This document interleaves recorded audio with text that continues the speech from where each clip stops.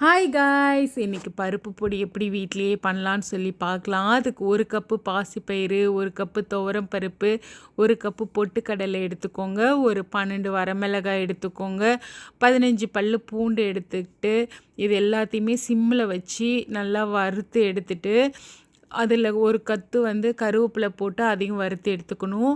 அதுக்கப்புறம் பெருங்காயத்தை கொஞ்சமாக எண்ணெய் ஊற்றி அதை பொரிஞ்சதுக்கப்புறம் அதை தனியாக எடுத்து வச்சுட்டு அதே எண்ணெயில் 12 பல்லு பூண்டு எடுத்து வச்சுருக்கோம் இல்லையா, அதை இடித்து அது போட்டு ப்ரௌன் கலர் வர வரைக்கும் நல்லா வதக்கி எடுத்துக்கோங்க. எடுத்துட்டு ஒரு கொத்து கருவேப்பிலையும் போட்டு வதக்கிட்டு கொஞ்சமாக ஒரு ஸ்பூன் சீரகம், ஒரு 5-6 மிளகு போட்டு அதையும் வறுத்து எடுத்துட்டு கொஞ்சம் உப்பு போட்டு அதையும் வறுத்து எடுத்துக்கோங்க. இது எல்லாத்தையுமே நல்லா ஆற வச்சுட்டு அதுக்கப்புறமேட்டு மிக்சியில் போட்டு அரைச்சி எடுத்தோன்னா பருப்பு பொடி ரெடி. இது இட்லி, சாதம் எல்லாத்துக்குமே சூப்பராக இருக்கும். ட்ரை பண்ணி பாருங்கள்.